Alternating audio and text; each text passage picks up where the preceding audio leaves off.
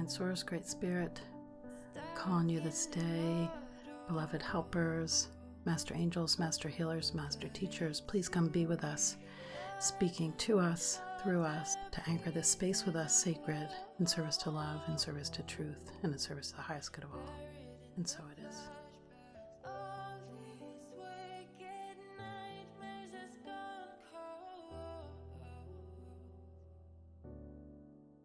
Welcome to Talking Spirit. This is episode 9. My name is Jutta, and I'm here with Elizabeth. Greetings and welcome. So we've been contemplating certain things that we've seen in movies or that have come up in conversation around and with other people recently, and I'm trying to sum up maybe what it is. And the word that I heard last night, or the phrase that I heard last night when I was thinking about doing this episode, was Dark Night of the Soul. And yeah, I guess I can share kind of the starting point too, which was that we watched Shutter Island, which is this amazing movie of showing what can happen on the awakening path to every one of us.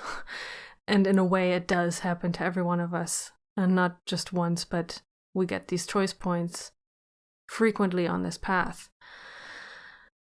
where we get to choose between going forward through the darkness to the light, and maybe this is not even a real choice, but turning around and backing out and going back to the familiar, basically shutting our minds off to the light.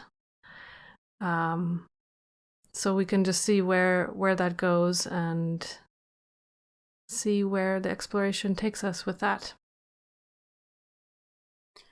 I was telling Jutta that I had gone to the chiropractor, and the one that I go to is a network chiropractic, which has a number of tables, so there are many people being worked on at the same time. And I had heard the chiropractor saying to someone something about how the journey was going, and then she said, "Oh, yeah, the dark night of the soul is really quite something." And she said, "But it's very rich. If you can get through it and allow it to do its thing for you, it's really a deep place of healing and wisdom being called forth and much more." But it's a place that, generally speaking, none of us want to go. And I feel like there's an important piece to say too, which is it's not a requirement that you go through the dark night of a soul. You know, that's become kind of a badge of honor in a way that some people use, or even just kind of a band-aid that they put over the idea of some of the struggles that we seem to go through, but they almost become like an avoidance mechanism all of their own. But it does seem like for a lot of us that we go through our healing journey with patches of having to really be in the yuck. Mm-hmm. And again, how we respond to it is always our choice. But if we're having our whole world kind of upended, and if we're finally facing emotions that we've repressed for 10 years or 20 years or 30 lifetimes, if you look at it that way, mm-hmm. It can feel pretty daunting. And to reference that we had watched Shutter Island. It's a movie I had not seen, and I've seen a lot of movies in my life, and usually the really juicy ones show up for me. And so, yeah, what an amazing journey unfolds in this movie. And I guess this whole thing will be a spoiler alert in a sense if you haven't seen it, because, we can't really talk about anything mm-hmm. that's valuable out of the movie unless we have the spoilers. But this journey of, are you going to face the darkness in your mind and the emotions and the beliefs that you have about how things happened or what you did. Are we going to face it, or are we going to go for the lobotomy? I was telling Yuta, as a kid, I didn't know if it was like a past life thing, a paralife thing, or if it was something I was picking up from a grandmother who was a psychiatrist running a state mental hospital. But I had this fantasy about being lobotomized as a kid. I had this running thought in my head, if only I could be lobotomized, maybe I could get through this. Mm. Wow, where'd that come from? It was very strong. It was a very strong thought form. Mm-hmm. And in this movie, that is what we come to learn on the table as the choice point of, are you going to face the unconscious and the darkness, or are you going to just go for trying to unplug your memories and get the sharp needle to that place that's believed to be where the memories are stored? And live a life that's half a life, pretty much, right? Because it seems like you're still alive, but what is there even there then? There's nothing alive, right, after that kind of a choice, because you know that you made that choice to forget, in a way, to step off your given path and ignore your actual function. And nobody wants to really go through the yucky feelings and memories and that darkness in the mind. It's impersonal. Nobody wants to go through it. But in a way, there isn't really a good other option, is there? And yet, when we get into those times, and when I think of Dark Night of the Soul, I don't even think it's just one event. Right. For me, I don't know how many. I don't know how many I've gone through, but it's definitely not just been one. I think, it depends on your readiness and your prayer and, what are you ready to face now? But you never really see what it's all for until you actually go through it. Yeah. It's an amazing movie, again, this Shutter Island, because it shows so many different layers to the healing and awakening path. And there's this really interesting thing that we don't know until into the movie fairly well, but that there's been this grand orchestration. We might say that's what the divine does with us, this grand orchestration to take this person through a journey to help them unearth and face potentially the darkness in the mind. And it's quite a dramatic quite a dramatic play that goes on. And it's a seeming ruse to take this person through the stories of their life. And there are these places where the invitation is right there. And eventually he seems to say yes to looking at some of this stuff. But we come to find that he's had the invitation before a number of times. And that this scene for this movie is the last time they're going to try something quite so dramatic. Now, as Yuta said the other day, the spirit doesn't give up on us. So that's where the movie doesn't necessarily jive with reality, but it's a really powerful reminder that facing oneself and being honest is an ever deepening and expanding invitation that sometimes is hard to handle.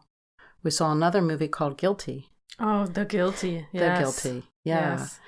And there's a similar, very strong, powerful reminder of the power of unconscious guilt and shame and regret, and how it gets projected out in the world as a distraction from facing oneself and how much trouble it causes, how much chaos and confusion happens rather than sitting down and facing it, warts and all, blood and all. Yeah, so much misdirected energy, just calling in all these people to focus on something that needs no focus, or it's just actually completely in the wrong direction with him, because he has all of that guilt in his own mind around something he's done, and it just really it's a huge perceptual distortion. I mean, he's totally in the perceptual distortion, seeing things completely incorrectly, and he thinks he's in full purpose. Yeah, totally doing his job. But we were watching it, and I it was just like, you could just see he was completely crazy. And in a way, it was funny. I said at one point, like, wow, they could have just skipped the whole movie and went straight to the end. It would have been so much more enjoyable, for everybody, because finally, in the end, he admits he finally feels his own guilt. And not that it's real, but, he thinks it's real. So it needs to be felt and seen and approached and faced before you can even move forward in any direction. Otherwise, it just goes absolutely crazy. If you want to see what crazy stuff the mind does when it's not facing the guilt and shame and whatever, the darkness, watch this movie, The Guilty, with Jake Gyllenhaal. And then we saw The King, which is another variation of it, of thinking, I'm going to be a good king and I'm going to serve my people and I'll be without ego and unlike my father and I'll do it differently. And then we watch him take this journey that becomes a bloody massacre. And at the end, he gets a download of maybe this was just your ego and power tripping.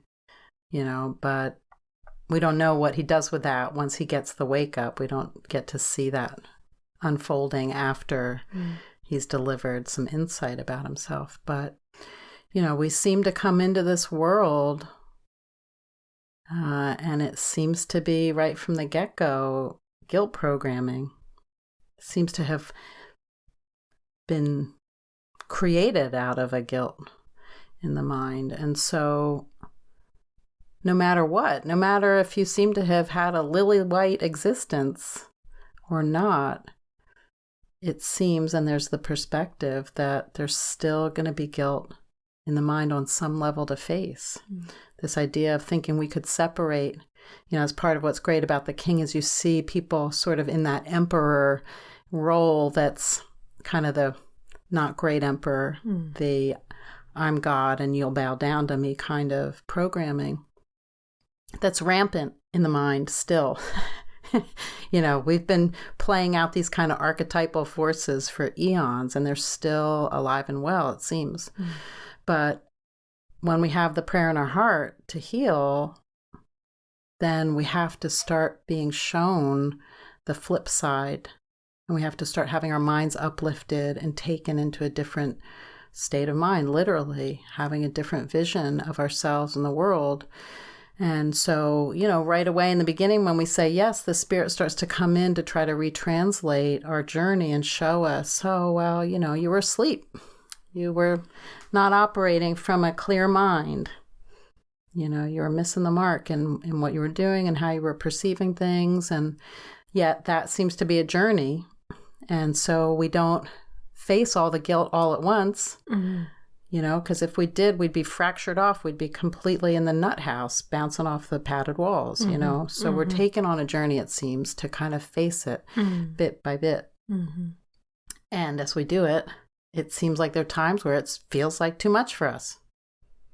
And that's generally what we might call a dark night of the soul, is that place of I know I'm not who I thought I was, but I am not this greatness that I have some sense is really the truth of who I am. And what do I do with either end of the spectrum of possibility? I'll just kill myself. I'll just stay here stuck in this netherland. I'll just distract myself with Right. relationships and Jobs getting higher up in my job and going gambling, or we've been watching some other things where, we just get distracted in a strip club. right. Just wild things. And, these are kind of more the bigger things that can come from it. There, it doesn't have to look any specific way, but I think like if we look at our lives with an open mind, we can see on a day-to-day basis where would we want to just give a little no to maybe what we're supposed to be doing with the spirit right now, because that, we're just delaying, and it's going to cause more darkness, and it's almost like you're kind of just putting lessons in your backpack for later, and things get more intense. And I think maybe that's when, the dark night of the soul can come too, like when maybe there's a bit of like stuff that hasn't been looked at coming all at once because it hasn't been really dealt with in the moment. I think that's one way that we can land in a really dark spot. All of a sudden we're hit over the head with the things we haven't been facing. But there's always a way through. There's always a way through.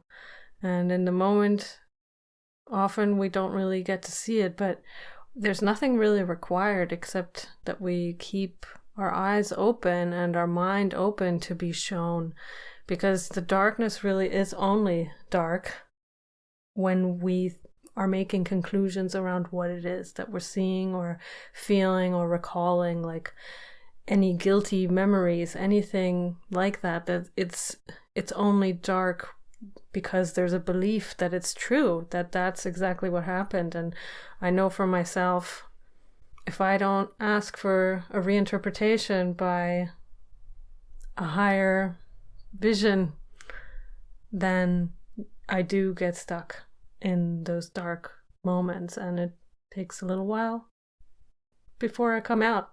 And of course, that's always the choice too, get stuck in the guilt because there's some attraction to it until there isn't.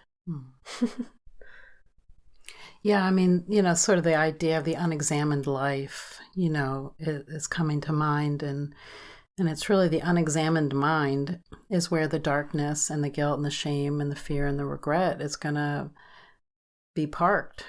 And it's just going to be sitting there as these hungry ghosts driving our seeming experience. And it's funny, we had a talk about something that I experienced with somebody a few months ago, that they were reaching out to me to discuss something, and it came into mind yesterday or the day before, and then I got a text from the person. I haven't heard from him in a year or two, and there he was, and wanted to talk about these really deep sort of spiritual, metaphysical questions and kind of high-minded spiritual thought. And yet those were all this really big distraction mode for things that are there sitting in the mind and in the emotions that are screaming for help. And we have to go and take a look at these things with the spirit. We just can't bypass them. We just can't sweep them under the rug. We just can't say, oh, well, that was then, this is now, it's all okay, and I'm just gonna, love and light myself out of here, or this too shall pass myself out of here. You hear people with like metaphysical concepts, using them to try to override these emotional and mental states, and it's really dangerous. You're, as you said, you're delaying the inevitable. At some point, you're going to face it, and the more you wait, the harder it gets to face it. The more the personas and the ego and all of that gets formed around it to try to cordon it off and keep you from seeing it. Don't look this way. I mean, that's like the classic ego. Nothing going on here. Nothing to see. Just keep moving along. That's like the inner dialogue. If we could hear the ego, it says, you don't need to look here. Don't do it. And I know for myself, because I've gone in there with spirit into the deep dark of my mind and my emotions, I know that that's where the healing is. Mm-hmm. And that's where the freedom is and the release is and the light and air. You know, we don't find the healing by putting things in the basement with 10 locks on it, and putting a guard dog by it and, barbed wire. It does not work that way. But that's kind of what it looks like energetically sometimes with people. It's like they have done those layers and layers and layers. We've also watched a movie about a safe cracker and these really complicated safes that have been developed that are now, somebody's trying to find the 3 mysterious safes. Well, they had all these incredibly difficult, complex mechanisms to keep somebody out. Mm. That's kind of like the unconscious, mm-hmm. And it just might look a little different, for everybody. Yeah. But, we've invested so much in trying to avoid the guilt and the shame and the regret. And we're all seeming in this moment, in seeming so-called 2022, we're all sitting here downwind of eons of guilt, shame, and regret. And it doesn't get any better. Passing it on to your children or your children's children doesn't get any better for them to try to or face to the it. Next life. Yeah, or to your next life. Just taking it along. Yeah, just a little baggage. Little backpack. We're just going to drag it around. It'll just go away, That's the fantasy. I think that's the fantasy. Like, if I just put enough time between the guilty event and myself now, it'll just go away at some point. Or if I project it onto other people and tell other people that it was that person and that situation and that is how it went down, and we create a whole new story. That's like part of the thing about Shutter Island is like there's this very dramatic retelling of the story of this person and who they are and how things went down that's like just totally delusional. Yeah, I mean, he's convinced himself he's somebody completely different. Mm-hmm.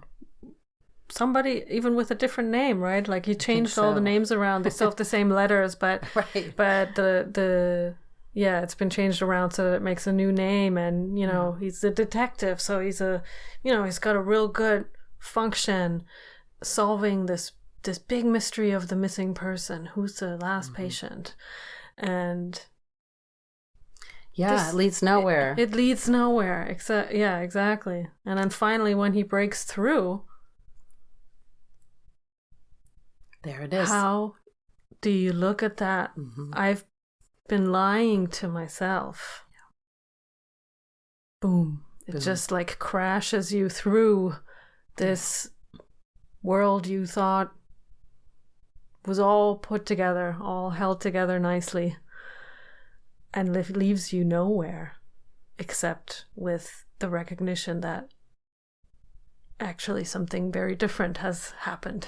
I'm very different than I have been telling myself that I am. And I sometimes when you were talking about, like the putting the nice teachings over the darkness, it reminded me of the image that David Hoffmeister, the A Course in Miracles teacher, sometimes talks about, which is the cake of mud with icing, with icing all around. It's like, there's this temptation, and it's almost like this like escape. I'm just gonna run away from whatever feeling of putting icing on a cake of mud, and just thinking you enjoy eating that. Mm-hmm. Maybe the icing's nice, but oh boy, inside eating a cake of mud. Mm-hmm. Not so great. And the thing is too, like, once you've glanced at it just a little bit, what you have to do, right? You have to face something. And when you don't, it's like haunting your mind, and really it can drive you crazy and make you split off and to make up totally different stories about who you are. Until you forget completely, like you're going deeper down into forgetting. I seem to be somebody that sees people's personas. They often reveal themselves to me. And, you can have a 70-year-old woman who, looks like middle America, whatever, and she's got a persona that's dragging her around that's like a 3-year-old that looks like a good girl. Mm. And then when you move past the 3-year-old good girl, there's like a demon-looking persona, or a murderess, like I want to kill you kind of persona. It's like nesting dolls sometimes, the way the mind has constructed its reality structure. And so, there can be really weird ways that we have tried to cope with trauma and drama in our day-to-day. Generally, we come into families and experiences where there's a lot of this weirdness already deeply invested in people's minds that are the ones that are supposed to show us how to do life. Good luck, right? So we pick up these really dysfunctional coping mechanisms, and when we get to the place where the grace and the light get in for a moment, those things start to become intolerable. They start to be really like, oh my God, the way that I am, I know it, I'm scared to leave it, but this is really twisted. And so we start to be called out of the world. And, I was thinking about like the 12-step arena and some of the spiritual paths. They talk about the divine in some way, or the God of your own understanding, because we need help. We need a lot of help to face the darkness, and part of why some people get more spun out than others as they try to face the darkness is often because they don't have that support, So, before we got into this, we were looking at some symbols and talking about the need of a foundation. Even if it's your first day of facing yourself, you need a foundation to call upon. You need some sense of there being something beyond yourself that can really hold your hand with you. We're not ever going to advocate like just dive in here and try to face yourself, like this person that reached out to me today, has some big stuff that is there that's just like normal life stuff and beyond, right? And the message was like, reach out to your help. Thankfully this person has help, reached out to me because there was something that seemed resonant and helpful that I could provide. But it's like, you need somebody to hold your hand with this, not just in a quick texting or phone call with somebody out of the blue that you think you'll get an answer from that you like. No, find somebody that is willing to sit with you and be honest with you, honest and looking at the real ugly yuck with you, so that they can say, yeah, I've thought that way about myself. Yeah, I seem to have memories that are similar to that used to torture me. In the end, he said something like, I've got some bad memories, was the last text before we got onto this recording. I haven't been able to respond to it. But, it's like that's what's under all of this is bad memories, data running in the background of our unconscious, our subconscious. And it's like it comes in front. It's like the virus on the computer. It starts running the show and taking over your operating system. And so you better have some pretty strong light to kill off the virus, And that light for me is the divine. And it's the only hope I've got for staying the course. And so the dark night, good to talk about it so that you don't think you're crazy and alone and having a unique experience when you're really feeling like you're being dismembered. I felt dismembered regularly. Yeah, like for me, it's a real visceral kind of. It's not comfortable at all. Yeah. I mean, for me, it's more of a burning. I'm getting burned. That too. Oh, burning again. Yeah. Yeah. But it's so necessary to look at these things. Otherwise, they rule your life. You're being ruled by things you don't even know what they are. How is that great? Like, you want to know what's ruling your mind. Yeah. And it's interesting with, I have bad memories. Yeah, I have not had a horrible life, let me tell you. It's been pretty good when I hear, some of the stories from other people, with abuse and all kinds of stuff. I've, for whatever reason, been lucky to not have any of those very extreme examples in this life. And yet, in a way, everything that brings you upset is the same. And I've had memories from my childhood that made no sense to me in the moment, and they have come back and over and over and over and over to be looked at again. Okay, still don't know. Again. Okay, still don't know. And it's not like I go looking for it, it just comes when there's a moment that, offers another look. Oh, there it is again. Oh, something is happening right now that's reminding me of this event. And it just gives me another opportunity to look. And I think I've kind of gone through all of the confusing events of my childhood and have looked at them all and have seen what lessons they were offering, and where I was mistaken, where was the hook, like that keeps bringing me back there. Like, in a way, there's a beautiful Star Trek episode where I think it's Commander Sisko goes through a very traumatic event where his wife dies, and then he meets with this alien energy, let's presence, say, presence, and they're very curious about how the human mind works, because it's very different from how they work in their own mind and how they view things, and like things like different people, separate people, individuality makes no sense to them. And whenever he joins with them, it seems like he keeps getting brought to this event, this traumatic event where his wife dies and he can't save her. And at one point, he asks them, why do you keep bringing me back here? I don't want to come back here. This is a painful event. Do not bring me back here.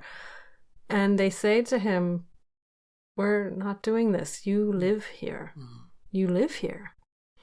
So with all of these things that are unresolved from the seeming past in our lives, or even past lives, we still live there if they're unresolved. We have them right now in the present moment.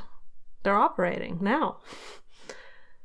So, we can't really have a true experience of what life is until we look at those events and see where the hooks are. Why do we keep living in those scenarios? What did we think happened? What have we taken on in our own minds that keeps us stuck in these stories? Yeah. And we're not going to get to it by going to some, let's talk about ascension place, and let's talk about, these big high level concepts of spiritual teachings. No, it's right here, right now. Whatever the hook is, whatever the story is, if that's what's most present for you in your awareness, you don't need to go 10 past lives to find it. You just need to see, right here, right now, I'm obsessing about a relationship dynamic.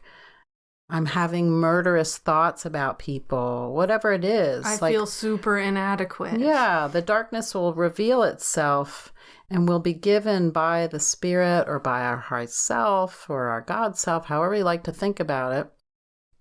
It will be revealed as we're ready to deal with it. Often, I feel like my dark nights came because I was searching for the darkness more than letting it just reveal itself to me. And so I was bringing more, I want to get through this. So in a way, I was kind of bring it on and regularly in the state of bring it on. And it was brought on. And, be careful what you pray for. Be careful what you pray for sure. And so, it will be revealed as we're able to deal with it. But when it's revealed, there it is. It's usually right in front of your face, what it is that's causing you the suffering. It's usually present time in your face, because that's when it can be accessed, when you can go in the rabbit hole with spirit. So, we don't have to go anywhere to have it healed, other than we have to go to the spirit to say, here I am, and this is causing me suffering, and I don't really know what it's all about, but I would like some help, please. and part of, again, what we're talking about beyond just talking about the dark night, because we all could sit and talk for a million years about the dark night, is like, well, what do you do about it? Like, or why else has it happened? And for me, often it was because I wasn't fulfilling my purpose. I was fulfilling my purpose insofar as I was facing my darkness with spirit. But beyond that, I may not have been offering myself in service to others at the level I was capable of. And so for me, a lot of years of my suffering was just because I was supposed to be out sharing myself like this all the time. And I did it in spurts, and I did it with my, list of preferences in my back pocket about how it might all go down or look, rather than just being like, okay, I'm 100% yours. There was always a yeah, but I'll do it my way. To a certain extent. And that amplifies the dark night, in my experience. Maybe not for you. But it's like, if we're not handing it all over, then the spirit can't come in and address it for us. Like any little pockets that we cordon off for ourselves as like, oh, well, you can have my relationship with my partner, but you can't have my bank account. Or you can have my relationship with my dad, but you can't really have, how I show up in the world day by day, right? We start trying to negotiate like we were when we were just completely asleep, this constant negotiation. And again, I don't talk about these things from on high. I've been there, done that. Could still do it today, right? But we have to get out of self. All the time we have to get out of self, or we're going to be suffering. That was the thing about this gentleman today. It was like a couple hours of texting me back and forth, and then a phone call, and the message that was really the only helpful message was, go get into service. Stop thinking about yourself and go get into service. Because in that channel with the spirit, you'll be shown the dynamics, and they'll be organically addressed by the spirit in your moment by moment experience. Sitting on your sofa thinking about yourself and trying to figure it out, it doesn't work. Been there, tried it. So there is an answer to the dark night, and it's facing it, and it's taking good orderly direction. Like if you get the inspiration to reach out to somebody and they give you the message that you don't really want, which is go help somebody else or go do something a certain way, then maybe you listen and follow it. Sometimes we're standing in as a higher power for somebody. Like, oh, you called me? Well, here's the message, right? So there's a solution to the dark night. You might say it's a choice to stay in the darkness if you're in the dark night. On some level, there's a choice to stay in the darkness. And it's hard. It's hard to realize you're doing it to yourself. It's kind of painful. Well, avoiding it is staying in it. Right. Yeah. So it's a weird thing. Your mind wants to tell you, if I avoid it, then I just don't have to deal with it. But really, you're actually staying in it, and it's taking longer than it really has to, and it's more painful than it has to be, and it seeps into everything that you're doing. You're brushing your teeth, you're in the dark, you can feel it. You're talking to your spouse, you're in darkness. You're trying to sing a lullaby to your child, you're in the darkness. Like, it's just there the whole time. It's a heavy, heavy blanket. Yeah, like we've been watching the show, The Ozark. And the dad, I think that's really what you can see there. He's very emotionless in a way, but I think it's like through everything that he does, all the interaction he has, there's this whole like cabinet of darkness just like on his back the whole time. That's putting it lightly. Yeah, I mean, cabinet. I'm like seeing like trailers full. I'm seeing like the freight trains full of. But the face is very still in a way, right? Yeah. But you can still see that that's all there. And what's so amazing about that show is he's so likable. He like presents in this way that's so like, I like this guy, right? But he is dragging around so much darkness. And, we're on the early stages of it, so we don't know how it plays out for him. But it's like one covering up leads to another covering up and another covering up. And then 50 million little, veins of distraction and cover over and cover up and try to, keep the whole sham alive. It's it's like taking Scotch tape all over his life, trying to keep it all patched up. It's nuts. Mm-hmm. It's nuts. So it's a great one to watch if you want to try to clear that stuff out of your mind. It feels oddly healing when we watch it. Oh. Yeah. See, this is how the spirit works. It surprises you with crazy TV shows for the healing of your mind. Yeah. If you really listen, like that's, your life can be like that. They will bring you. Yeah, we've been symbols. swapping movie recommendations with my neighbor Judy, and she landed this one for us. And we're on, I think, episode 3 or 4, and we love it. 6. Oh, 6? Oh, okay. Yeah. My sense of time and what I've done is a little lost, but yeah. Yeah. So. Yeah. So, fortunately, sorry to tell you. Gotta face it. Yeah. You can't get to the light by jumping over the darkness. It just doesn't work. And every spiritual teaching will tell you this. Yeah, you can't put on the happy smiley face when behind it is a miserable or murderous or guilt-laden version of yourself. And you probably can for some time. Actually. For some time, you probably can. Yeah. But, you're only barely there. You're not really there. So, do you want to have a life that's lived half? Or, and it seems to look nice? Or can you go through the darkness and really, really come to who you are and take your power back? Yeah, we were reading one of the cards we picked, which was Eagle, and it talks about do you want to live life in the chicken coop waiting on the feed schedule, that your whole experience is just around, it feels like it must be dinner time. Well, it's safe. Am I going to be fed yet? There's a fence. Yeah. Nothing can come in here to eat me. Or do you want to spread your wings and fly? It just sucks being in the coop. It just does. Being grounded, being tethered to the world and to the stories of guilt and shame and regret and the memories.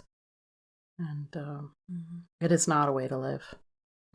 It's painful at times facing it, but the other side of it is, everything. Yeah. It's everything. Yeah. So, as you often say, Yuta, you're so worth it. You're so worth it. You deserve everything and more.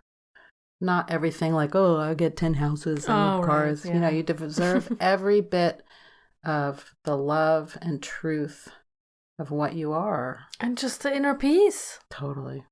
Peace of mind. Yeah. It's like those Amex commercials. Isn't it Amex? I don't know. It's these sort of like, I don't know, I've lost it, but it's like, this is what it'll get you. It's so great. Like, the Amex ad. And it's like, this is priceless. This is what you want. Mm-hmm. This is it. Mm-hmm. Nothing in the world. Sorry, Amex. You can't use this one for one of your ads. Yeah, this is absolute pricelessness. And it's on offer. But you have to choose it. You have to decide to go there with the spirit. Yeah, call for help. When you feel it coming on and you feel like you can't do it alone with the spirit in your own mind, reach out.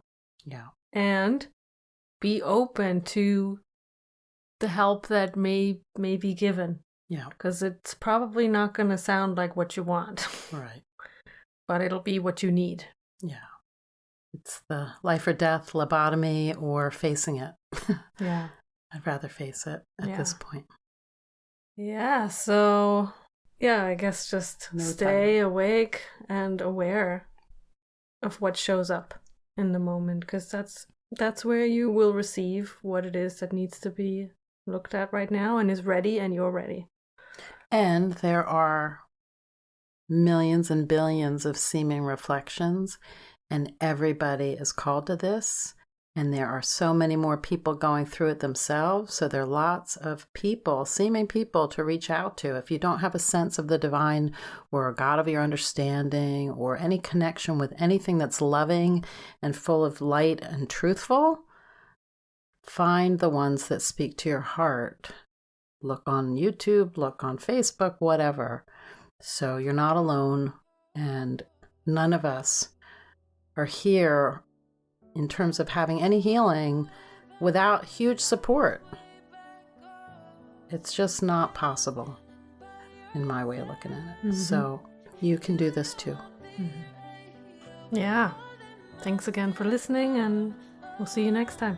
Lots of love. Bye for now.